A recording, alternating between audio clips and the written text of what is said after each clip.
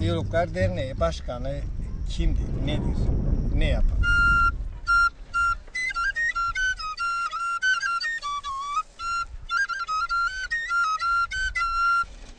Bütün değerlerimi anacığımdan, babamdan öğrenirken tamamen bir üretim işi içerisinde aileyle ve bizi biz yapan değerler yaptığımız işlerdir. Yani özümüzdür.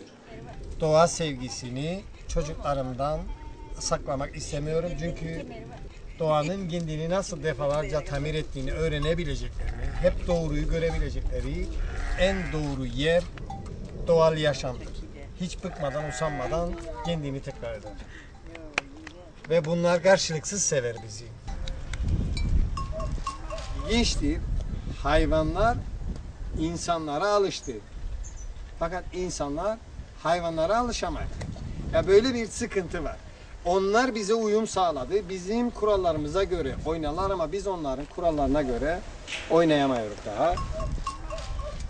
Yani bugün Karpaz'a hapsettiğimiz eşekler esasında bizim bir zaman baş yardımcılarımızdı. Ve Beren ben bu konuda ilk insanlar oğlum dedi. Eşek izinden gider ama eşeği hor görür.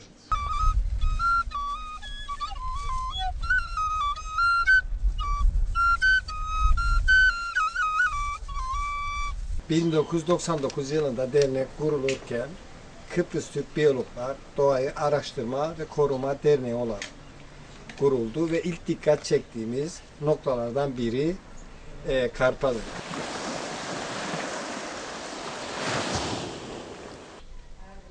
Karpaz aslında çevre adına düşmemiş son kaleydi.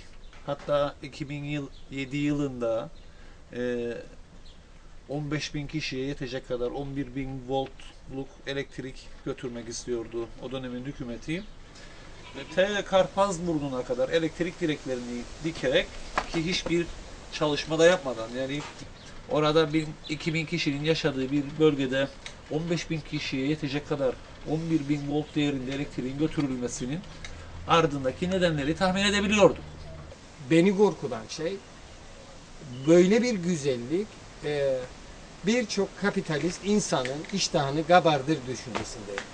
Ve bu güzelliği bana gelir peşkeş çekmek ister. Belirli bir bölgeyi önemsiz göstererek, özellikle siyasiler önemsiz gösterdiği zaman arkasında çok büyük bir tehlike sezilir.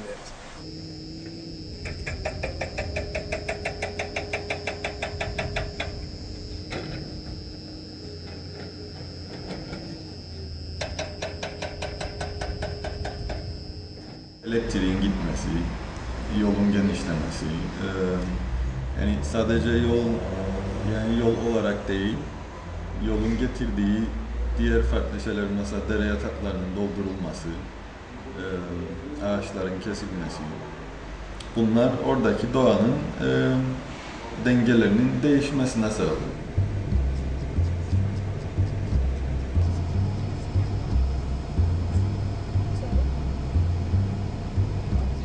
Şayet bir çözüm, bir anlaşma olmazsa kaçınılmaz olarak Karpaz'ı da kaybedeceğimiz düşüncesindeyim ben. Ne kadarının hatta şu anda tapusal olarak el değiştiğini de bilmiyorum. Esas kaygı duyduğum noktada budur. Biz dernek olarak elbette çok büyük mücadele vermekle birlikte halktan veya toplumdan bunu alamıyoruz, bu tepkiyi.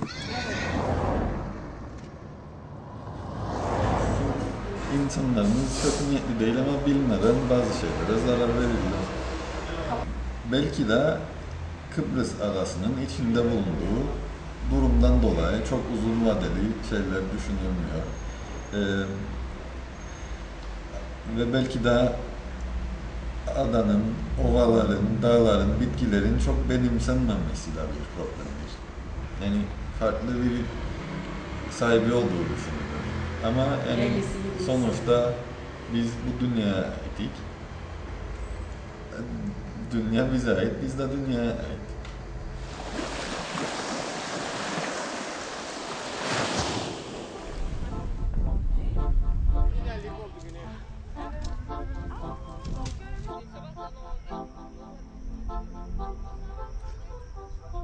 Dediler ki neden dediler bölük çizmedin kendini. Diyor ki hayır. Kıbrıs kudretten yani tabiat tarafından Allah tarafından yaratılırken iki parça yaratılmadı. Tekrar.